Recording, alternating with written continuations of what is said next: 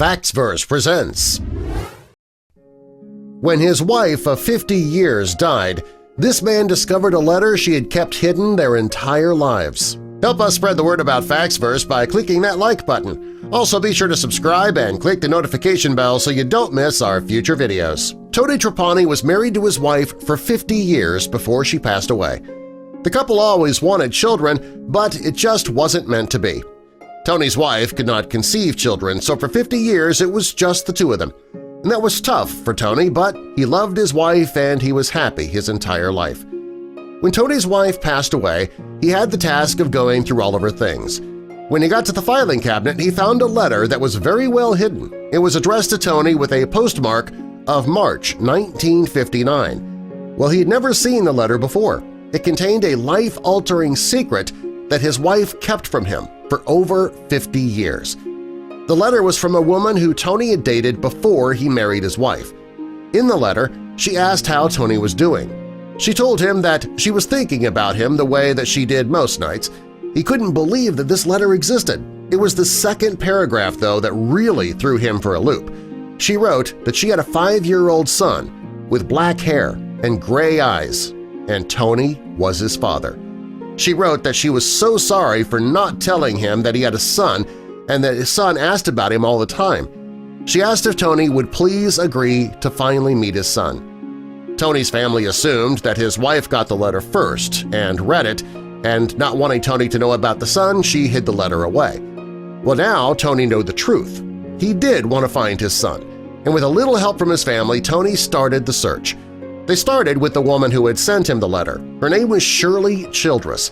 Her son's name, Samuel Dwayne, was also included in the letter. Tony's sister, Arlene Schulte, started searching for Shirley, Samuel, or other potential relatives on Facebook.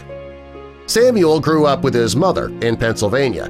He says that he often asked his mother about his father. When he asked what he looked like, she told him to just go look in the mirror. Samuel knew that his mother had written Tony a letter to tell him that he had a son.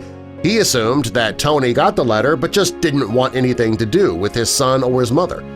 Growing up, he lost all hope of ever getting to know his father.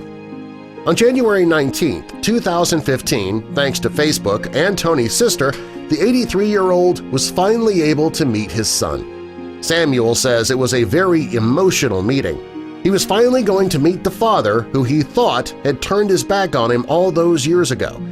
He knew the meeting would fill a void that he had his entire life. For Tony, it was the opportunity to bond with a child that he wanted his entire life. He says the reason his wife hid his son's existence was beyond him, but he was thrilled to finally meet Samuel regardless. When Tony asked how he felt when he first met his son, he said it was the same way a parent first feels when they see their newborn child. They both say that they felt an instant bond. They knew they were father and son, and they both wanted proof. Neither man really wanted to rely on the information in the letter, so they agreed it was best to take a paternity test just to be sure. The men took the test, and for the next 2 weeks they spent a lot of time together, getting to know one another. On February 2, 2015, the results had come back. It was negative. There was no chance that Tony and Samuel were father and son. Both men were devastated. Regardless of the results of the test, both men still felt a strong bond, so because of this they decided to continue their relationship as friends. Samuel chose not to continue to search for his biological father. He spent his life looking for a father figure, and he found one in Tony. Both men say, yeah, genetics don't really matter. They feel a father-son bond anyway, and that's all that matters. From the time Tony's wife died, his life has been a roller coaster ride, complete with ups and downs. As if this weren't enough, he found out that he had a son, but then soon after found out that he didn't have a son. That's a lot for a man to handle. But in the end, Tony got the son he always wanted anyway, even if genetics said otherwise. Subscribe for more.